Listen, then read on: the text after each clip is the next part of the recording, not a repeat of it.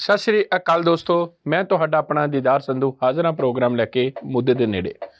ਮੇਰੀ ਕੋਸ਼ਿਸ਼ ਹੁੰਦੀ ਆ ਹਰ ਵਾਰ ਆਪਾਂ ਕਿਸੇ ਨਵੇਂ ਵਿਸ਼ੇ ਤੇ ਕਿਸੇ ਨਵੇਂ ਮਹਿਮਾਨ ਦੇ ਨਾਲ ਗੱਲਬਾਤ ਕਰੀਏ ਤੇ ਗੱਲਬਾਤ ਵੀ ਅਜਿਹੀ ਹੋਵੇ ਜਿਹੜੀ ਮੇਰੇ ਦਰਸ਼ਕਾਂ ਦੇ ਲਈ ਤੇ ਆਮ ਲੋਕਾਂ ਦੇ ਲਈ ਲਾਹੇਵੰਦ ਹੋਵੇ ਅਤੇ ਕਿਤੇ ਨਾ ਕਿਤੇ ਉਹਨਾਂ ਦੇ ਲਈ ਕੁਝ ਅਜਿਹੀਆਂ ਗੱਲਾਂ ਜਾਂ ਅਜਿਹੀ ਇਨਫੋਰਮੇਸ਼ਨ ਜਾਂ ਜਰਨਲ ਨੌਲੇਜ ਤੁਹਾਡੇ ਨਾਲ ਸਾਂਝੀ ਕਰੀਏ ਜਿਹੜੀ ਆਮ ਬੰਦੇ ਦੀ ਜ਼ਿੰਦਗੀ ਦੇ ਵਿੱਚ ਵੀ ਕਿਤੇ ਨਾ ਕਿਤੇ ਅਹਿਮ ਰੋਲ ਅਦਾ ਕਰੇ। ਅੱਜ ਜੇ ਗੱਲ ਕਰੀਏ ਤਾਂ ਕੁਝ ਦਿਨ ਪਹਿਲਾਂ ਜੋ ਇੱਕ ਐਕਸੀਡੈਂਟ ਹੋਇਆ USA ਦੇ ਵਿੱਚ, ਮਨਦੀਪ ਕੌਰ ਵੱਲੋਂ ਜਿਹੜੀ ਖੁਦਕੁਸ਼ੀ ਕੀਤੀ ਗਈ ਆ, ਇਸ ਤੋਂ ਪਹਿਲਾਂ ਅਜਿਹੇ ਕਈ ਹੋਰ ਮਸਲੇ ਵੀ ਆਏ ਜਿੱਥੇ ਪਰਿਵਾਰਕ ਲੜਾਈ ਝਗੜੇ, ਪਰਿਵਾਰਕ ਵਾਇਲੈਂਸ ਆ ਜਿਹੜੀ ਉਹ ਅਜਿਹਾ ਰੂਪ ਧਾਰਨ ਕਰ ਲੈਂਦੀ ਆ ਕਿ ਅਜਿਹੇ ਮੰਜ਼ਿਲ ਤੇ ਪਹੁੰਚ ਜਾਂਦੀ ਜਿੱਥੋਂ ਵਾਪਸ ਮੁੜਨਾ ਬਹੁਤ ਮੁਸ਼ਕਿਲ ਹੁੰਦਾ। ਤੇ ਇਸ ਦੀ ਜਿਹੜੀ ਬਲੀ ਆ, ਕਈ ਵਾਰ ਪਰਿਵਾਰ ਖੇਰੂ ਖੇਰੂ ਹੋ ਜਾਂਦੇ ਆ। ਹੋਰ ਕਈ ਕਾਰਨ ਆ ਜਿਹੜੇ ਦੇ ਪਿੱਛੇ ਜ਼ਿੰਮੇਵਾਰ ਨੇ। ਮੇਰੇ ਨਾਲ ਅੱਜ ਸਾਡੇ ਨਾਲ ਆਨਲਾਈਨ ਜੁੜੇ ਨੇ ਸਰੀ ਤੋਂ ਮੈਡਮ ਕਿਰਨਦੀਪ ਕੌਰ ਬਰਾੜ, ਜਿਹੜੇ ਫੈਮਿਲੀ ਲਾਅ ਦੇ ਐਕਸਪਰਟ ਹੈਗੇ ਨੇ, ਸਰੀ ਦੇ ਵਿੱਚ ਐਡਵੋਕੇਟ ਨੇ BC ਦੇ ਵਿੱਚ। ਤੇ ਮੈਡਮ ਦੇ ਨਾਲ ਆਪਾਂ ਗੱਲਬਾਤ ਕਰਾਂਗੇ ਫੈਮਿਲੀ ਲਾਅ ਨੂੰ ਲੈ ਕੇ ਤੇ ਪਰਿਵਾਰਕ ਵਾਇਲੈਂਸ ਜਿਹੜਾ ਹੈਗਾ ਇਹ ਕਿੱਦਾਂ ਮਤਲਬ ਇਹਨੂੰ ਕੰਟਰੋਲ ਕੀਤਾ ਜਾ ਸਕਦਾ, ਕਾਨੂੰਨ ਕਿਹੜੀ ਅਹਿਮ ਭੂਮਿਕਾ ਨਿਭਾਉਂਦਾ, ਕਾਨੂੰਨ ਕਿੰਨਾ ਕੁ ਯੋਗਦਾਨ ਦਿੰਦਾ ਆਮ ਬੰਦੇ ਨੂੰ ਕਿ ਉਹਦੀ ਜਿਹੜੀ ਲਾਈਫ ਆ ਸਮੂਥ ਚੱਲੇ, ਉਹਦੀ ਲਾਈਫ ਆ ਜਿਹੜੀ ਨੋਰਮਲ ਚੱਲੇ। ਮੈਮ, ਸਭ ਤੋਂ ਪਹਿਲਾਂ ਤਾਂ ਮੈਂ ਤੁਹਾਡਾ ਧੰਨਵਾਦ ਕਰਦਾ ਸਾਡੇ ਨਾਲ ਜੁੜਨ ਦੇ ਲਈ। ਹਾਂਜੀ, ਸਤਿ ਸ਼੍ਰੀ ਅਕਾਲ ਜੀ ਮਿਸਟਰ ਸੰਧੂ, ਸਤਿ ਸ਼੍ਰੀ ਅਕਾਲ ਮੇਰੇ ਸਾਰੇ ਦਰਸ਼ਕਾਂ ਨੂੰ। Thank you for letting me join. Ma'am, ਬਹੁਤ ਸਾਰੇ ਜਦੋਂ ਪਰਿਵਾਰਕ ਵਾਇਲੈਂਸ ਦੀ ਗੱਲ ਆਉਂਦੀ ਆ ਤਾਂ ਕਿਤੇ ਨਾ ਸਾਡੀ ਜਿਹੜੀ ਸਮਾਜ ਦੇ ਵਿੱਚ ਇੱਕ ਦੇਖਣ ਦਾ ਨਜ਼ਰੀਆ, ਉੱਥੇ ਇੱਕ ਹਸਬੈਂਡ ਨੂੰ ਜ਼ਿਆਦਾ ਜ਼ਿੰਮੇਵਾਰ ਠਹਿਰਾਇਆ ਜਾਂਦਾ। ਪਰ ਜਦੋਂ ਇਸ ਤਰ੍ਹਾਂ ਦੀ ਕੋਈ ਵੀ ਗੱਲ ਹੁੰਦੀ ਆ, ਕਿਉਂਕਿ ਪੰਜਾਬੀ ਦੀ ਇੱਕ ਕਹਾਵਤ ਆ ਕਿ ਤਾੜੀ ਦੋ ਹੱਥਾਂ ਦੇ ਨਾਲ ਹੀ ਵੱਜਦੀ ਆ, ਤਾਂ ਤੁਹਾਡੇ ਕੋਲ ਰੂਟੀਨ ਦੇ ਵਿੱਚ ਜਿਹੜੇ ਅਜਿਹੇ ਮਸਲੇ ਆਉਂਦੇ ਆ, ਤੁਹਾਨੂੰ ਕੀ ਲੱਗਦਾ ਕਿ ਕਿਹੜੀਆਂ ਮੁੱਢਲੀਆਂ ਮੁਸੀਬਤਾਂ ਹੈਗੀਆਂ, ਕਿਹੜੇ ਮੁੱਢਲੇ ਕਾਰਨ ਹੈਗੇ ਆ ਜਿਹੜੇ ਸਭ ਤੋਂ ਵੱਡਾ ਰੋਲ ਅਦਾ ਕਰਦੇ ਕਿਸੇ ਪਰਿਵਾਰ ਦੇ ਮਤਲਬ ਇਸ ਪੋਜੀਸ਼ਨ 'ਚ ਜਾਣ ਲਈ, ਜਦੋਂ ਪਰਿਵਾਰ ਅਜਿਹਾ ਫੈਸਲਾ ਲੈਂਦਾ ਕਿ ਉਹ ਕੋਰਟ ਦਾ ਜਿਹੜਾ ਰਸਤਾ ਅਪਣਾਉਂਦਾ? ਸੰਧੂ ਸਾਹਿਬ, ਇੱਦਾਂ ਹੈ, ਤੁਹਾਡੀ ਗੱਲ ਸਹੀ ਹੈ, ਤਾੜੀ ਦੋ ਹੱਥਾਂ ਨਾਲ ਹੀ ਵੱਜਦੀ ਹੈ। ਤੇ ਇਕੱਲੇ ਜਿਹੜੀ ਪਾਰਟੀਜ਼ ਹੈ, ਇਕੱਲਾ ਉਹਨਾਂ ਦਾ ਹੀ ਆਪਸ ਦੇ ਵਿੱਚ ਕੌਨਫਲਿਕਟ ਦਾ ਰੀਜ਼ਨ ਇਕੱਲਾ ਇੱਕ ਦੂਜੇ ਨੂੰ ਨਾਪਸੰਦੀ ਜਾਂ ਇੱਕ ਦੂਜੇ ਨੂੰ ਟੋਲਰੇਟ ਨਾ ਕਰਨਾ ਜਾਂ ਇੱਕ ਦੂਜੇ ਦੇ ਨਾਲ ਈਗੋ ਵੱਧ ਹੋਣਾ, ਇਕੱਲੇ ਇਹੀ ਰੀਜ਼ਨਸ ਨਹੀਂ ਹੈਗੇ। ਹੋਰ ਵੀ ਕਈ ਰੀਜ਼ਨਸ ਹੋ ਸਕਦੇ ਆ। ਫੋਰ ਐਗਜ਼ਾਮਪਲ, ਕੋਈ ਇਹਨਾਂ ਦੇ ਫਾਈਨੈਂਸਿਸ ਹੈ ਜਿਹੜੇ ਉਹ ਬਹੁਤ ਟਾਈਟ ਹੈ, ਜਾਂ ਕੋਈ ਕਿਸੇ ਨੂੰ ਕਿਸੇ ਸ਼ਰਾਬ ਦੀ ਲੱਤ ਲੱਗੀ ਹੋਈ ਹੈ, ਜਾਂ ਕੋਈ ਡਰੱਗਸ ਇਨਵੋਲਵਡ ਹੈ। ਸੋ ਕਈ ਕਾਰਨ ਹੁੰਦੇ ਆ ਜਿਹੜੇ ਕਿ ਕੌਨਫਲਿਕਟ ਨੂੰ ਅਰਾਈਜ਼ ਕਰਦੇ ਆ। ਤੇ ਕੌਨਫਲਿਕਟ ਦੇ ਵਿੱਚ ਜਦੋਂ ਅਰਾਈਜ਼ ਹੋ ਜਾਂਦਾ ਹੈ, ਉਹਦੇ ਵਿੱਚ ਇੱਕ ਵਾਰੀ ਜਦੋਂ ਆਰਗੂਮੈਂਟ ਸਟਾਰਟ ਹੋ ਗਿਆ, ਜੇ ਫੋਰ ਐਗਜ਼ਾਮਪਲ ਬੰਦਾ ਅੰਡਰ ਇਨਫਲੂਐਂਸ ਹੈ, ਕੋਈ ਸ਼ਰਾਬ ਪੀਤੀ ਹੋਈ ਹੈ ਜਾਂ ਡਰੱਗਸ ਲਿੱਤੇ ਹੋਏ ਜਾਂ ਕੋਈ ਮੈਂਟਲ ਹੈਲਥ ਇਸ਼ੂਜ਼ ਹੈ, ਤਾਂ ਉਹ ਫਿਰ ਉਸ ਤੋਂ ਬਾਅਦ ਉਹ ਵਧਣ ਹੀ ਲੱਗ ਜਾਂਦਾ ਕੌਨਫਲਿਕਟ। ਇੱਕ ਵਾਰੀ ਜਦੋਂ ਇੱਕ ਬੰਦੇ ਦਾ ਹੱਥ ਖੁੱਲ ਜਾਂਦਾ ਕੁੱਟਣ ਦੇ ਉੱਤੇ, ਦੂਸਰਾ ਬੰਦਾ ਟੋਲਰੇਟ ਕਰ ਲੈਂਦਾ, ਉਸ ਤੋਂ ਬਾਅਦ ਇਹ ਬੜਾ ਲਾਈਕਲੀਹੁੱਡ ਹੈ ਕਿ ਇਹ ਦੁਬਾਰਾ ਵੀ ਹੋ। ਮੈਡਮ, ਜਿੱਦਾਂ ਨਾ ਪਹਿਲਾਂ ਆਪਾਂ ਵੈਸਟਰਨ ਕਲਚਰ ਦੀ ਗੱਲ ਕਰਦੇ ਸੀ ਤਾਂ ਡਿਵੋਰਸ ਉਹਨਾਂ ਲਈ ਇੱਕ ਆਮ ਗੱਲ ਹੁੰਦਾ ਸੀ, ਪਰ ਜਦੋਂ ਆਪਾਂ ਆਪਣੇ ਕਲਚਰ ਦੀ, ਆਪਣੀ ਸੱਭਿਅਤਾ ਦੀ ਗੱਲ ਕਰਦੇ ਹਾਂ ਤਾਂ ਤਲਾਕ ਨੂੰ ਇੱਕ ਬੜਾ ਵੱਡਾ ਆਮ ਸਮਾਜ ਵੱਲੋਂ ਕਲੰਕ ਹੀ ਮੰਨਿਆ ਜਾਂਦਾ ਸੀ। ਲੋਕਾਂ ਦੇ ਲਈ ਡਿਵੋਰਸ ਲੈਣਾ ਇੱਕ ਬੜੀ ਵੱਡੀ ਗੱਲ ਹੁੰਦੀ ਸੀ, ਜੇ ਪਿੰਡਾਂ ਦੀ ਗੱਲ ਕਰੀਏ, ਆਪਣੇ ਸਮਾਜ ਦੀ ਗੱਲ ਕਰੀਏ। ਪਰ ਜਿੱਦਾਂ ਸਾਡੇ ਲੋਕ ਵੀ ਵੈਸਟਰਨ ਕਲਚਰ ਦੇ ਵਿੱਚ ਵੜਦੇ ਗਏ, ਕਿਤੇ ਨਾ ਕਿਤੇ ਆਪਣੇ ਰਾਈਟਸ ਦੇ ਬਾਰੇ ਲੜਕੀਆਂ ਨੂੰ ਵੀ ਪਤਾ ਲੱਗਦਾ ਗਿਆ, ਤਾਂ ਇਹ ਅਗਾਂਹ ਵਧੂ ਜਿਹੜੀ ਸੋਚ ਆਪਾਂ ਕਹਿੰਦੇ ਆ ਸਮਾਜ ਦੇ ਵਿੱਚ ਆਈ, ਇਹ ਅਗਾਂਹ ਵਧੂ ਸੋਚ ਦੇ ਨਾਲ ਬੱਚਿਆਂ ਨੇ ਇਸ ਚੀਜ਼ ਨੂੰ ਬੜਾ ਲਾਈਟਲੀ ਲੈਣਾ ਸ਼ੁਰੂ ਕਰਤਾ। ਹੁਣ ਮੈਨੂੰ ਨਹੀਂ ਲੱਗਦਾ ਕਿ ਤੁਸੀਂ ਕਿਸੇ ਨਾਲ ਵੀ ਗੱਲ ਕਰਕੇ ਦੇਖੋ, ਕਿਉਂਕਿ ਬੀਇੰਗ ਇੱਥੇ ਵੀ ਅਸੀਂ ਪੰਜਾਬ ਦੀ ਗੱਲ ਵੀ ਕਰੀਏ ਤਾਂ ਜਿਹੜੇ ਹੁਣ ਲੋਕ ਹੈਗੇ ਆ ਉਹਨਾਂ ਨੂੰ ਐਂ ਲੱਗਦਾ ਕਿ ਤਲਾਕ ਇੱਕ ਨੋਰਮਲ ਗੱਲ ਆ। ਸਾਨੂੰ ਮੰਨ ਕੇ ਚਲੋ ਕਿ ਉਹ ਪੇਰੈਂਟਸ ਤੋਂ ਬੇਮੁਖ ਹੋ ਕੇ ਜਦੋਂ ਪਹਿਲਾਂ ਲਵ ਮੈਰਿਜ ਕਰਦੇ ਆ, ਫਿਰ ਉਹਨਾਂ ਨੂੰ ਆਪਸ ਵਿੱਚ ਕਿਤੇ ਛੋਟੀ ਗੱਲ ਤੋਂ ਹੀ ਜਿਹੜਾ ਕਨਫਲਿਕਟ ਹੁੰਦਾ ਤਾਂ ਉਹ ਬਹੁਤ ਛੇਤੀ ਜਿਹੜਾ ਡਿਵੋਰਸ ਦਾ ਰਸਤਾ ਉਹ ਅਡੋਪਟ ਕਰ ਲੈਂਦੇ ਆ। ਤੁਸੀਂ ਬੀਇੰਗ ਜਦੋਂ ਕੈਨੇਡਾ ਦੇ ਵਿੱਚ ਪ੍ਰੈਕਟਿਸ ਦੇ ਵਿੱਚੋਂ, ਤੁਹਾਡੇ ਕੋਲ ਆਪਣੀ ਕਮਿਊਨਿਟੀ ਦੇ ਕਾਫੀ ਲੋਕ ਅਪਰੋਚ ਕਰਦੇ ਹੋਣਗੇ, ਕਿਉਂਕਿ ਆਪਣੀ ਕਮਿਊਨਿਟੀ ਨੂੰ ਇਹ ਹੁੰਦਾ ਕਿ ਅਸੀਂ ਜਿਹੜਾ ਐਡਵੋਕੇਟ ਹਾਇਰ ਕਰਨਾ ਉਹ ਸਾਡੀ ਕਮਿਊਨਿਟੀ ਨਾਲ ਬਿਲੋਂਗ ਕਰਦਾ ਹੋਵੇ, ਉਹ ਥੋੜ੍ਹਾ ਜ਼ਿਆਦਾ ਉਹਦੇ ਨਾਲ ਮਿੱਤਰਤਾ ਮਹਿਸੂਸ ਕਰਦੇ ਨੇ, ਆਪਣਾ ਗੱਲਬਾਤ ਕਰਨ ਦਾ ਜਿਹੜਾ ਉਹਨਾਂ ਨੂੰ ਲੱਗਦਾ ਵੀ ਈਜ਼ੀ ਆ ਆਪਣੀ ਕਮਿਊਨਿਟੀ ਦੇ ਬੰਦੇ ਦੇ ਨਾਲ। ਤਾਂ ਕੀ ਆਪਣੀ ਕਮਿਊਨਿਟੀ ਜਿਹੜੀ ਹੈਗੀ ਆ ਇਹਨਾਂ ਦੇ ਵਿੱਚ ਵੀ ਇਹ ਕਾਫੀ ਜ਼ਿਆਦਾ ਵੱਧ ਰਿਹਾ, ਜਾਂ ਫਿਰ ਜੇ ਆਪਾਂ ਗੋਰਿਆਂ ਦੇ ਨਾਲ ਕੰਪੈਰੀਜ਼ਨ ਕਰੀਏ ਤਾਂ ਉਹਨਾਂ ਲੋਕਾਂ ਦੇ ਵਿੱਚ ਹੱਲੇ ਵੀ ਆਪਣੇ ਨਾਲੋਂ ਵੱਧ ਆ? ਇੱਦਾਂ ਹੈ ਜੀ ਕਿ ਇੱਥੇ ਸਾਡੀ, ਕਿਉਂਕਿ ਇੱਕ ਕਮਿਊਨਿਟੀ ਨਹੀਂ ਹੈ ਵੈਸਟਰਨ ਇੱਧਰ ਕੈਨੇਡਾ 'ਚ ਜਿੱਥੇ ਮੈਂ ਪ੍ਰੈਕਟਿਸ ਕਰਦੀ ਹਾਂ। ਆਪਣੀਆਂ ਜਦੋਂ ਆਪਾਂ ਆਪਣੀ ਕਮਿਊਨਿਟੀ ਕਹੀਏ ਤਾਂ ਬਹੁਤ ਸਾਰੀਆਂ ਕਮਿਊਨਿਟੀਜ਼ ਆਪਣੇ ਕਮਿਊਨਿਟੀ ਵਰਗੀਆਂ ਹੀ ਹੈ ਜਿਹੜੀ ਕਿ ਡਿਵੋਰਸ ਨੂੰ ਇੱਕ ਟੈਬੂ ਸਮਝਦੀਆਂ ਹੈ। ਪ੍ਰੋਬਲਮ ਸਭ ਤੋਂ ਜ਼ਿਆਦਾ ਵੱਧ ਇਹ ਆਉਂਦੀ ਹੈ ਕਿ ਤੁਹਾਡੀ ਗੱਲ ਸਹੀ ਹੈ, ਹੁਣ ਜਿੱਦਾਂ ਜਿੱਦਾਂ ਕੁੜੀਆਂ ਅਗਾਂਹ ਵਧੂ ਸੋਚਦੀਆਂ ਹੋ ਰਹੀਆਂ ਹਨ, ਵੱਧ ਐਜੂਕੇਸ਼ਨ ਲੈ ਰਹੀਆਂ, ਬਰਾਬਰ ਦਾ ਕੰਮ ਕਰ ਰਹੀਆਂ, ਬਰਾਬਰ ਨਾਲੋਂ ਕਈ ਤਾਂ ਜ਼ਿਆਦਾ ਹੀ ਕਰ ਰਹੀਆਂ, ਬਾਹਰ ਵੀ ਕੰਮ ਕਰਦੀਆਂ, ਘਰ ਵੀ ਸਾਂਭਦੀਆਂ, ਬੱਚੇ ਵੀ ਸਾਂਭਦੀਆਂ। ਉਸ ਪੋਜੀਸ਼ਨ ਦੇ ਉੱਤੇ ਆ ਕੇ ਜਦੋਂ ਉਹ ਫਾਈਨੈਂਸ਼ੀਅਲੀ ਇੰਡੀਪੈਂਡੈਂਟ ਹੋ ਜਾਂਦੀਆਂ ਤਾਂ ਉਹ ਇਹ ਕਹਿੰਦੀਆਂ ਕਿ ਅਸੀਂ ਦੂਜੇ ਬੰਦੇ ਦੀ ਧੱਕੜ ਕਿਉਂ ਸਹੀਏ, ਅਸੀਂ ਦੂਜੇ ਬੰਦੇ ਤੋਂ ਜ਼ੁਲਮ ਵਾਇਲੈਂਸ ਕਿਉਂ ਸਹੀਏ। ਸੋ ਉੱਥੇ ਫਿਰ ਇਹ ਡਿਵੋਰਸ ਦਾ ਮਸਲਾ ਸਾਹਮਣੇ ਖੜਾ ਹੋ ਜਾਂਦਾ। ਜਿਹੜੀ ਆਪਾਂ ਪੁਰਾਣੇ ਸਮਿਆਂ ਦੀ ਗੱਲ ਕਰਦੇ ਹਾਂ, ਉਸ ਦੀ ਸੋਚ ਦੀ ਧਾਰਾ ਦੀਆਂ ਵੀ ਬਹੁਤ ਸਾਰੀਆਂ ਲੇਡੀਜ਼ ਇੱਥੇ ਹੈਗੀਆਂ। So when I say ladies, ਕਿ ਇਕੱਲੇ ਲੇਡੀਜ਼ ਨਹੀਂ, ਕਈ ਵਾਰੀ ਜਿਹੜੇ ਜੈਂਟਸ ਹੈਗੇ ਆ ਉਹਨਾਂ ਨੂੰ ਵੀ ਇਹ ਡਿਵੋਰਸ ਲੈਣਾ ਬਹੁਤ ਔਖਾ ਲੱਗਦਾ ਹੈ। ਮੇਰੇ ਕੋਲ ਕਈ ਕਲਾਇੰਟਸ ਹੈਗੇ ਆ ਜਿਹੜੇ ਜੈਂਟਸ ਹੈ ਤੇ ਉਹ ਡਿਵੋਰਸ ਚਾਹੁੰਦੇ ਨਹੀਂ, ਤੇ ਉਹ ਚਾਹੁੰਦੇ ਕਿਸੇ ਤਰੀਕੇ ਦੇ ਨਾਲ ਰੀਕਨਸੀਲੇਸ਼ਨ ਹੋ ਜਾਵੇ। ਕਈ ਵਾਰੀ ਦੋਨੋਂ ਧਿਰਾਂ ਦੀ ਈਗੋ ਇੰਨੀ ਜ਼ਿਆਦਾ ਹੋ ਜਾਂਦੀ ਹੈ, ਇੰਨੀ ਹਾਈ ਪਹੁੰਚ ਜਾਂਦੀ ਹੈ ਕਿ ਉਹ ਇਕੱਠੇ ਰਹਿਣਾ ਔਖਾ ਹੋ ਜਾਂਦਾ ਹੈ, ਰਿਗਾਰਡਲੈਸ ਕਿ ਉਹਨਾਂ ਨੂੰ ਪਤਾ ਹੁੰਦਾ ਕਿ ਸਾਡੇ ਬੱਚੇ ਇਨਵੋਲਵਡ ਹੈ, ਇਹਨਾਂ ਦੇ ਉੱਤੇ ਸਾਰੀ ਗੱਲ, ਇਹਨਾਂ ਦੇ ਪ੍ਰੋਬਲਮਸ ਆਉਣਗੀਆਂ, ਇੱਕ ਕਿਹੋ ਜਿਹੀ ਇਮੋਸ਼ਨਲ ਤੇ ਮੈਂਟਲ ਹੈਲਥ ਦੇ ਗੋ ਥਰੂ ਹੋਣਗੀਆਂ, ਮਸਲਿਆਂ ਦੇ ਵਿੱਚੋਂ ਗੋ ਥਰੂ ਹੋਣਗੀਆਂ। ਫਿਰ ਵੀ ਉਹਨਾਂ ਦੇ ਇਕੱਠਾ ਰਹਿਣਾ ਇੱਕ ਔਖਾ ਹੋ ਜਾਂਦਾ। ਕਈ ਮੈਰਿਜ ਕਾਉਂਸਲਿੰਗਸ ਵੀ ਅਟੈਂਡ ਕਰਦੇ ਆ ਆਪਣੀ ਮੈਰਿਜ ਨੂੰ ਬਚਾਉਣ ਲਈ। ਜਿੱਥੇ ਤੱਕ ਆਪਾਂ ਆਪਣੀ ਕਮਿਊਨਿਟੀ ਦੀ ਗੱਲ ਕਰਦੇ ਹਾਂ, ਮੇਰੇ ਕੋਲ ਕਈ ਇਹੋ ਜਿਹੇ ਕਲਾਇੰਟਸ ਵੀ ਹੈਗੇ ਆ ਜਿਹੜੇ ਇਹ ਸੋਚਦੇ ਆ ਕਿ ਅਸੀਂ ਇਕੱਠੇ ਨਹੀਂ ਰਹਿ ਸਕਦੇ, ਅਸੀਂ ਫਾਈਨੈਂਸ਼ੀਅਲੀ ਇੰਡੀਪੈਂਡੈਂਟ ਆ, ਅਸੀਂ ਬੱਚਿਆਂ ਦੀ ਬਰਾਬਰ ਦੀ ਟੇਕ ਕੇਅਰ ਕਰ ਸਕਦੇ ਹਾਂ, ਪਰ ਉਹਨਾਂ ਦੇ ਜਿਹੜੇ ਪੇਰੈਂਟਸ ਹੈ ਉਹਨਾਂ ਦਾ ਹਜੇ ਵੀ ਇਹੀ ਸੋਚਣੀ ਹੈ ਕਿ ਡਿਵੋਰਸ ਇੱਕ ਬਹੁਤ ਵੱਡੀ ਗੱਲ ਹੈ ਸਾਡੀ ਸਮਾਜ ਦੇ ਵਿੱਚ, ਤੇ ਅਸੀਂ ਜੇ ਡਿਵੋਰਸ ਵੱਲ ਨੂੰ ਚਲੇ ਗਏ ਤਾਂ ਸਾਡੀ ਬਹੁਤ ਹੀ ਜ਼ਿਆਦਾ ਬੇਇੱਜ਼ਤੀ ਹੋ ਜੂਗੀ ਰਿਸ਼ਤੇਦਾਰਾਂ 'ਚ, ਹੋਰ ਦੋਸਤਾਂ ਮਿੱਤਰਾਂ ਦੇ ਵਿੱਚ। ਉਹ ਫਿਰ ਪਾਰਟੀਜ਼ ਨੂੰ ਪ੍ਰੈਸ਼ਰ ਕਰਦੇ ਆ ਕਿ ਨਹੀਂ ਤੁਸੀਂ ਇਕੱਠੇ ਰਹਿਣਾ ਹੀ ਰਹਿਣਾ, ਡਿਵੋਰਸ ਦਾ ਤਾਂ ਗੱਲ ਹੀ ਨਹੀਂ ਕਰਨੀ। ਸੋ ਇਨ ਦੈਟ ਕੇਸ ਉਹਨਾਂ ਦੇ ਉਹ ਮੇਰੀ ਇਹ ਸੋਚਣੀ ਹੈ ਕਿ ਇਹੋ ਜਿਹਾ ਸਟੈਪ ਲੈਣ ਦੇ ਨਾਲ, ਇਹਨਾਂ ਨੂੰ ਪ੍ਰੈਸ਼ਰਾਈਜ਼ ਕਰਨ ਦੇ ਨਾਲ ਕੁਛ ਦੇਰ ਤੱਕ ਹੋ ਸਕਦਾ ਇਹ ਗੱਲ ਸਹੀ ਤੁਰ ਪਏ, ਪਰ ਜਿੱਥੇ ਇੱਕ ਵਾਰੀ ਦਰਾਰ ਆ ਗਈ ਉੱਥੇ ਦੁਬਾਰਾ ਆਉਣ ਦੇ ਜ਼ਿਆਦਾ ਚਾਂਸਸ ਹੈਗੇ ਆ। ਉਸ ਤੋਂ ਬਾਅਦ ਇਹ ਡਿਵੋਰਸ ਵੱਲ ਨੂੰ ਗੱਲ ਚੱਲਦੀ ਪੈਂਦੀ ਹੈ। ਇੰਸਟੈਡ ਕਿ ਕੋਈ ਬੰਦਾ ਕੰਟੀਨਿਊਸ ਇੱਕ ਮੈਂਟਲ ਪ੍ਰੈਸ਼ਰ ਦੇ ਵਿੱਚ ਰਹੇ ਜਾਂ ਕੋਈ ਫੈਮਿਲੀ ਵਾਇਲੈਂਸ ਨੂੰ ਫੇਸ ਕਰੀ ਜਾਏ, ਇਸ ਤੋਂ ਚੰਗਾ ਕਿ ਤੁਸੀਂ ਆਪਣੇ ਜਿਹੜੇ ਰਸਤੇ ਹੈ ਉਹ ਅੱਡ ਕਰ ਦਿਓ, ਕਿਉਂਕਿ ਜੇ ਬੱਚੇ ਇਨਵੋਲਵਡ ਹੈ ਉਹਨਾਂ ਦੇ ਉੱਤੇ ਇੱਕ ਬਹੁਤ ਹੀ ਮਾੜਾ ਅਸਰ ਪੈਂਦਾ। ਜਿਵੇਂ ਫੋਰ ਐਗਜ਼ਾਮਪਲ ਇੱਕ ਲੇਡੀ ਹੈ ਜਿਹੜੀ ਉਹ ਕੁੱਟਮਾਰ ਖਾਈ ਜਾਂਦੀ ਹੈ, ਬੱਚਿਆਂ ਦੇ ਸਾਹਮਣੇ ਖਾਈ ਜਾਂਦੀ ਹੈ ਕੁੱਟਮਾਰ, ਉਹ ਸਹੀ ਜਾਂਦੀ ਹੈ ਕਿ ਮੇਰੇ ਬੱਚੇ ਛੋਟੇ ਹੈ, ਜਾਂ ਮੇਰੇ ਕੋਲ ਕੰਮਕਾਰ ਹੈ ਨਹੀਂ, ਜਾਂ ਮੇਰੇ ਕੋਲ ਇੰਨੀ ਐਜੂਕੇਸ਼ਨ ਹੈ ਨਹੀਂ ਕਿ ਮੈਂ ਬਾਹਰ ਜਾ ਕੇ ਬੱਚਿਆਂ ਨੂੰ ਪਾਲ ਸਕਾਂ, ਆਪਣੇ ਆਪ ਨੂੰ ਪਾਲ ਸਕਾਂ, ਮੈਂ ਕਿੱਥੇ ਜਾਊਂਗੀ। ਤਾਂ ਇਹ ਸੋਚ ਕੇ ਉਹ ਕੁੱਟਮਾਰ ਸਹੀ ਜਾਂਦੀ ਹੈ, ਪਰ ਉਹ ਇਹ ਨਹੀਂ ਸੋਚ ਰਹੀ ਕਿ ਜਿਹੜੇ ਉਹਦੇ ਅੱਗੇ ਬੱਚੇ ਹੈ ਉਹ ਰੋਜ਼ ਉਹਨੂੰ ਵਿਟਨੈਸ ਕਰ ਰਹੇ, ਔਰ ਉਹਨਾਂ ਨੇ ਇਹੀ ਲੈਸਨ ਲੈਣਾ ਆਪਣੇ ਮਾਪਿਓ ਤੋਂ ਕਿ ਇਹ ਇੱਕ ਆਮ ਜੀ ਗੱਲ ਹੈ, ਕੁੱਟਮਾਰ ਕਰਨੀ ਵੀ ਤੇ ਸਹਿਣੀ ਵੀ। ਸੋ ਇਹਨਾਂ ਸਾਰੀਆਂ ਗੱਲਾਂ ਨੂੰ ਅਵੋਇਡ ਕਰਦੇ ਹੋਏ ਇਟਸ ਮੇਰੇ ਹਿਸਾਬ ਦੇ ਨਾਲ, ਜੇ ਤੁਹਾਡੀ ਆਪਸ ਦੇ ਵਿੱਚ ਬਿਲਕੁਲ ਵੀ ਨਹੀਂ ਬਣ ਰਹੀ, ਜਾਂ ਖਾਸ ਕਰਕੇ ਜਿੱਥੇ ਫੈਮਿਲੀ ਵਾਇਲੈਂਸ ਇਨਵੋਲਵਡ ਹੈ, ਤੁਹਾਨੂੰ ਰਾਈਟ ਅਵੇ ਜਿਹੜੀ ਅਥਾਰਟੀਜ਼ ਹੈ ਉਹਨਾਂ ਨੂੰ ਇਨਫੋਰਮ ਕਰਨਾ ਚਾਹੀਦਾ, ਪੁਲਿਸ ਨੂੰ ਇਨਫੋਰਮ ਕਰਨਾ ਚਾਹੀਦਾ, ministry of children and family development ਨੂੰ ਇਨਫੋਰਮ ਕਰਨਾ ਚਾਹੀਦਾ ਕਿ ਇੱਦਾਂ ਇੱਕ ਪਾਰਟਨਰ ਦੂਸਰੇ ਪਾਰਟਨਰ ਦੇ ਨਾਲ ਜ਼ੁਲਮ ਕਰ ਰਿਹਾ, ਉਹ ਵੀ ਬੱਚਿਆਂ ਦੇ ਸਾਹਮਣੇ ਹੋ ਰਿਹਾ, ਔਰ ਉਹਨੂੰ ਅਵੋਇਡ ਕੀਤਾ ਜਾਏ, ਤਾਂ ਕਿ ਤੁਸੀਂ ਖਾਸ ਕਰਕੇ ਕੈਨੇਡਾ ਵਰਗੀਆਂ ਕੰਟਰੀਜ਼ ਦੇ ਵਿੱਚ ਸਿੰਗਲ ਪੇਰੈਂਟਸ ਵਾਸਤੇ ਕਈ ਤਰ੍ਹਾਂ ਦੇ ਬੈਨੀਫਿਟਸ ਅਵੇਲੇਬਲ ਹੁੰਦੇ ਆ, ਉਹਨਾਂ ਨੂੰ ਸਪੋਰਟ ਕਰਨ ਲਈ, ਫਾਈਨੈਂਸ਼ੀਅਲੀ ਸਪੋਰਟ ਕਰਨ ਲਈ, ਉਹਨਾਂ ਨੂੰ ਵਧੀਆ ਜੌਬ ਲੱਭਣ ਲਈ, ਉਹਨਾਂ ਨੂੰ ਅੱਗੇ ਫਰਦਰ ਐਜੂਕੇਸ਼ਨ ਦੇਣ ਵਾਸਤੇ, ਉਹਨਾਂ ਦੇ ਬੱਚਿਆਂ ਨੂੰ ਸਾਂਭ ਸੰਭਾਈ ਵਾਸਤੇ। ਸੋ ਇਹ ਗੱਲਾਂ ਕਈ ਲੋਕਾਂ ਨੂੰ ਬਿਲਕੁਲ ਨਹੀਂ ਪਤਾ। ਜਿਵੇਂ ਇੱਕ ਅਨਫੋਰਚੂਨੇਟ ਇੰਸੀਡੈਂਟ ਨਿਊਯਾਰਕ 'ਚ ਹੋਇਆ ਜਿਹੜਾ ਮਨਦੀਪ ਦਾ,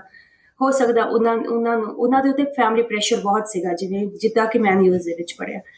ਸੋ ਫੈਮਿਲੀ ਪ੍ਰੈਸ਼ਰ ਜਿਹੜੇ ਤੁਸੀਂ ਬਾਹਰ ਬੈਠੇ ਹੋ ਉਹਨਾਂ ਨੂੰ ਨਹੀਂ ਪਤਾ, ਕਹਿੰਦੇ ਸੋ ਤਨ ਜੋ ਜਿਸ ਤਨ ਲਾਗੇ ਸੋ ਤਨ ਜਾਣੇ। ਸੋ ਜਿਹਦੇ ਜੋ ਗੋ ਥਰੂ ਹੋ ਰਿਹਾ ਸਿਰਫ ਉਸ ਬੰਦੇ ਨੂੰ ਹੀ ਪਤਾ ਹੈ ਕਿ ਮੈਂ ਕੀ ਗੋ ਥਰੂ ਹੋ ਰਿਹਾ। ਸੋ ਦੂਸਰਾ ਬੰਦਾ ਜਿਨ੍ਹਾਂ ਦੇ ਕੋਲ ਹੈਲਪ ਵਾਸਤੇ ਆਉਂਦਾ ਉਹਨੂੰ ਸਪੋਰਟ ਕਰਨੀ ਚਾਹੀਦੀ ਹੈ, ਉਹਨੂੰ ਅੱਗੇ ਉਹਦੀ ਗੱਲ ਸਮਝਣੀ ਚਾਹੀਦੀ ਹੈ ਕਿ ਉਹ ठीक है ਆਪਾਂ ਰਿਸ਼ਤੇਦਾਰ ਆਪਾਂ ਸਾਰੇ ਮੀਡੀਏਟਰ ਬਣ ਜਾਂਦੇ ਆ ਖਾਸ ਕਰਕੇ ਆਪਣੀ ਪੰਜਾਬੀ ਕਮਿਊਨਿਟੀ ਹੈ ਆਪਾਂ ਸਾਰੇ ਵਿੱਚ ਮੀਡੀਏਸ਼ਨ ਕਰਨ ਲੱਗ ਜਾਂਦੇ ਆ ਵਿਚ is a very good thing ਕਿ ਆਪਣੀ ਫੈਮਿਲੀ ਸਪੋਰਟ ਨਾਲ ਹੋ ਸਕਦਾ ਕਈ ਫੈਮਲੀਆਂ ਜੁੜ ਵੀ ਜਾਂਦੀਆਂ ਬਟ ਜੇ ਉਹ ਨਹੀਂ ਜੁੜ ਰਹੀ ਔਰ ਖਾਸ ਕਰਕੇ ਵੈਰੀ ਗ੍ਰੇਵ ਇਸ਼ੂਜ਼ ਹੈ ਜਿਵੇਂ ਫੈਮਿਲੀ ਵਾਇਲੈਂਸ ਕੁੱਟਮਾਰ ਕੰਟੀਨਿਊਸ ਹੋ ਰਹੀ ਹੈ ਤਾਂ ਇਹਦੇ ਵਿੱਚ ਜੋੜਨ ਦਾ ਕੋਈ ਫਾਇਦਾ ਨਹੀਂ ਹੈ ਇਹਦੇ ਵਿੱਚ ਸਗੋਂ ਤੁਸੀਂ ਜਿਹੜੇ ਬੰਦੇ ਨਾਲ ਇਹ ਫੈਮਿਲੀ ਵਾਇਲੈਂਸ ਹੋ ਰਹੀ ਹੈ ਉਹਨੂੰ ਸਪੋਰਟ ਕਰੋ ਉਹਨੂੰ ਇਮੋਸ਼ਨਲੀ ਫਾਈਨੈਂਸ਼ੀਅਲੀ ਸਾਈਕੋਲੋਜੀਕਲੀ ਸਪੋਰਟ ਕਰੋ ਕਿ ਉਹ ਉਸ ਦਲਦਲ ਚੋਂ ਨਿਕਲੇ ਮੈਡਮ ਬਹੁਤ ਵਧੀਆ ਤੁਸੀਂ ਦੱਸਿਆ ਕਾਸ਼ ਕਿਤੇ ਮਨਦੀਪ ਕੌਰ ਦੇ ਕੇਸ 'ਚ ਵੀ ਕਿਸੇ ਨੇ ਅਜਿਹਾ ਰੋਲ ਅਦਾ ਕੀਤਾ ਹੁੰਦਾ ਤੇ ਅੱਜ ਉਹ ਮਨਦੀਪ ਕੌਰ ਸਾਡੇ ਵਿੱਚ ਹੁੰਦੀ ਉਹ ਮਜਬੂਰ ਨਾ ਹੁੰਦੀ ਸਾਨੂੰ ਇਸ ਸਮਾਜ ਨੂੰ ਔਰ ਇਸ ਸੰਸਾਰ ਨੂੰ ਛੱਡ ਕੇ ਜਾਣ ਲਈ ਜਦੋਂ ਆਪਾਂ ਫੈਮਿਲੀ ਲਾਅ ਦੀ ਗੱਲ ਕਰਦੇ ਹਾਂ ਜੀ ਜੋ ਇੱਕ ਛੱਤ ਦੇ ਥੱਲੇ ਕਦੇ ਰਹੇ ਆ ਪਰਿਵਾਰ ਉਹ ਕੋਰਟ ਦੇ ਵਿੱਚ ਉਹੀ ਦੋਨੋਂ ਪਾਸੇ ਪਾਰਟੀਆਂ ਹੁੰਦੀਆਂ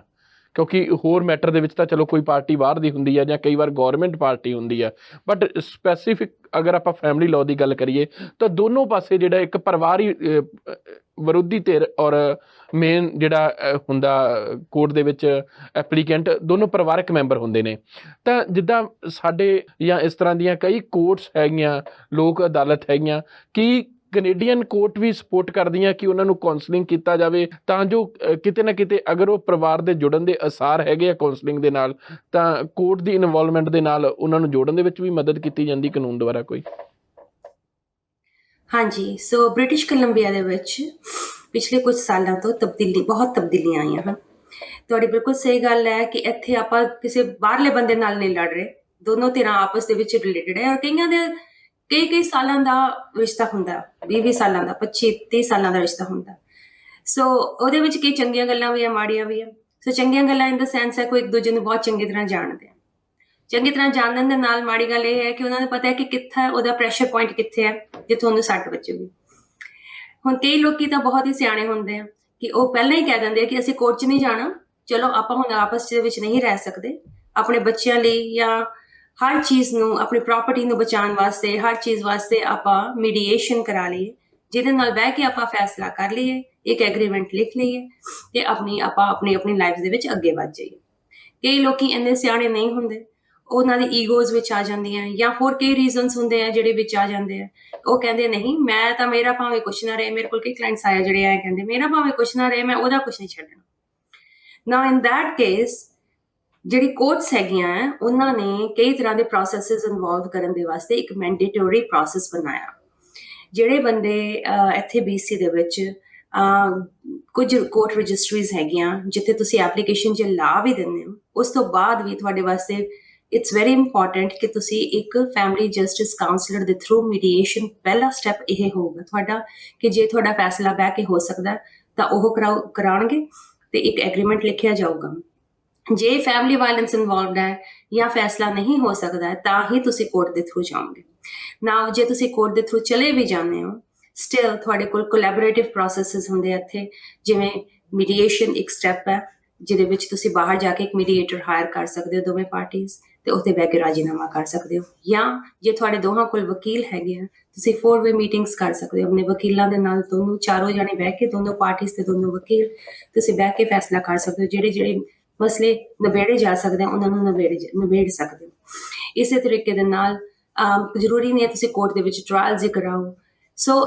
ਇਹ ਸਾਰੇ ਪ੍ਰੋਸੈਸਿਸ ਅਵੇਲੇਬਲ ਹਨ ਇੱਥੇ ਤੇ ਸਾਡਾ ਜਿਹੜਾ ਲੈਜਿਸਲੇਸ਼ਨ ਹੈ BC ਦਾ ਫੈਮਿਲੀ ਲਾਅ ਐਕਟ ਇੱਕ ਮੈਂਡੇਟਰੀ ਪ੍ਰੋਸੈਸ ਬਣਾ ਦਿੰਦਾ ਕਿ ਤੁਹਾਡੇ ਕੋਲ ਆਹ ਸਾਰੀਆਂ ਆਪਸ਼ਨਸ ਹੈਗੀਆਂ ਰਿਗਾਰਡਲੈਸ ਕਿ ਤੁਸੀਂ ਭਾਵੇਂ ਕੋਰਟ 'ਚ ਐਪਲੀਕੇਸ਼ਨ ਲਾ ਵੀ ਦਿੱਤੀ ਹੈ at any point of time you can go through ਦਿਸ ਪਰ ਜੇ ਤੁਸੀਂ ਇਹ ਸਾਰੇ ਨਹੀਂ ਵੀ ਯੂਜ਼ ਕਰਦੇ ਤਾਂ ਵੀ ਕੋਰਟ ਇੱਕ ਹੋਰ ਮੈਂਡੇਸ਼ਨ ਕਰਦਾ ਜੇ ਤੁਸੀਂ ਐਪਲੀਕੇਸ਼ਨਸ ਲਾ ਦਿੰਦੇ ਹੋ ਆਪਣੇ ਕਾਊਂਟਰ ਕਲੇਮਸ ਵਗੈਰਾ ਪਾ ਦਿੰਦੇ ਹੋ ਉਸ ਤੋਂ ਬਾਅਦ ਕੋਈ ਵੀ ਹੀਅਰਿੰਗ ਤੋਂ ਪਹਿਲਾਂ ਫਰਸਟ ਸਟੈਪ ਇਹ ਹੁੰਦਾ ਇੱਕ ਕੇਸ ਕਾਨਫਰੰਸ ਹੁੰਦੀ ਹੈ ਜਿਹਦੇ ਵਿੱਚ ਜੱਜ ਤੁਹਾਡੀਆਂ ਗੱਲਾਂ ਸੁਣਦਾ ਤੇ ਤੁਹਾਨੂੰ ਫੈਸਲਾ ਦਿੰਦਾ ਹੈ ਜਾਂ ਤੁਹਾਡਾ ਫੈਸਲਾ ਕਰਾਉਂਦਾ ਹੈ ਤੇ ਉੱਥੇ ਹੀ ਤੁਸੀਂ ਕੰਸੈਂਟ ਆਰਡਰਸ ਐਂਟਰ ਕਰ ਸਕਦੇ ਹੋ ਸੋ ਹਰ ਸਟੈਪ ਦੇ ਉੱਤੇ BC ਲੈਜਿਸਲੇਸ਼ਨ ਇਹ ਪ੍ਰੋਵਾਈਡ ਕਰਦਾ ਹੈ ਕਿ ਤੁਸੀਂ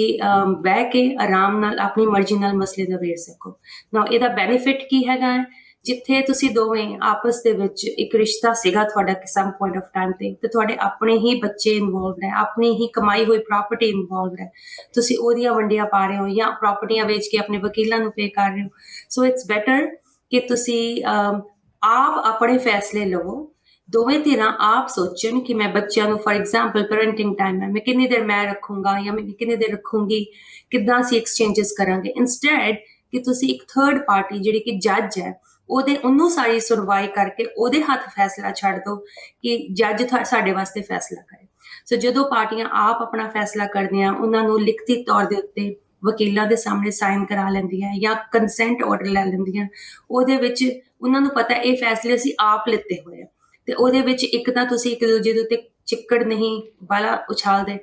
ਦੂਜਾ ਤੁਸੀਂ ਇਹ ਫੈਸਲਿਆਂ ਨੂੰ ਕਿਸੇ ਵੀ ਟਾਈਮ ਤੇ ਮੋਡੀਫਾਈ ਕਰ ਸਕਦੇ ਹੋ ਕਿਉਂਕਿ ਐਮੀਕੇਬਲ ਆਰਾਮ ਨਾਲ ਬਹਿ ਕੇ ਕੀਤੇ ਹੋਏ ਫੈਸਲੇ ਹੁੰਦੇ। ਮੈਡਮ ਬਹੁਤ ਸਾਰੇ ਜਿਹੜੇ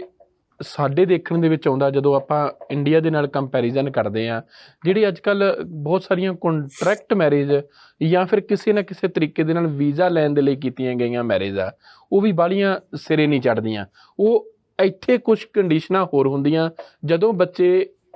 ਬਾਹਰ ਪਹੁੰਚ ਜਾਂਦੇ ਆ, ਕੈਨੇਡਾ ਪਹੁੰਚ ਜਾਂਦੇ, ਤਾਂ ਉਹਨਾਂ ਦੇ ਸਰਕਮਸਟਾਂਸਿਸ ਚੇਂਜ ਹੋ ਜਾਂਦੇ ਆ, ਉਹਨਾਂ ਦੀਆਂ ਕੰਡੀਸ਼ਨਸ ਚੇਂਜ ਹੋ ਜਾਂਦੀਆਂ। ਇੱਕ ਤਾਂ ਉਹਨਾਂ 'ਤੇ ਕਿਸੇ ਤਰ੍ਹਾਂ ਦਾ ਪ੍ਰੈਸ਼ਰ ਨਹੀਂ ਰਹਿੰਦਾ ਫੈਮਿਲੀ ਦਾ, ਉਹ ਆਪਣੇ ਆਪ ਨੂੰ ਆਜ਼ਾਦ ਫੀਲ ਕਰਦੇ ਨੇ ਕਿਉਂਕਿ ਇੱਥੇ ਕੁਝ ਫੈਸਲੇ ਮਜਬੂਰਨ ਉਹਨਾਂ ਨੂੰ ਫੈਮਿਲੀ ਦੇ ਪ੍ਰੈਸ਼ਰ 'ਚ ਲੈਣੇ ਪੈਂਦੇ ਨੇ। ਤਾਂ ਅਜਿਹੇ ਬਹੁਤ ਸਾਰੇ ਮੈਟਰ ਆ ਜਿਹੜੇ ਹੁਣ ਨਵੇਂ ਬੱਚੇ ਉੱਧਰ ਮਾਈਗ੍ਰੇਟ ਹੋ ਰਹੇ ਆ, ਉਹਨਾਂ ਦਾ ਜਿਹੜਾ ਡਿਵੋਰਸ ਰੇਟ ਕਾਫੀ ਹਾਈ ਹੈਗਾ, ਉਹਦੇ ਲਈ ਕਿਹੜੇ ਕਾਰਨ ਜ਼ਿਆਦਾ ਜ਼ਿੰਮੇਵਾਰ ਹੈਗੇ ਆ?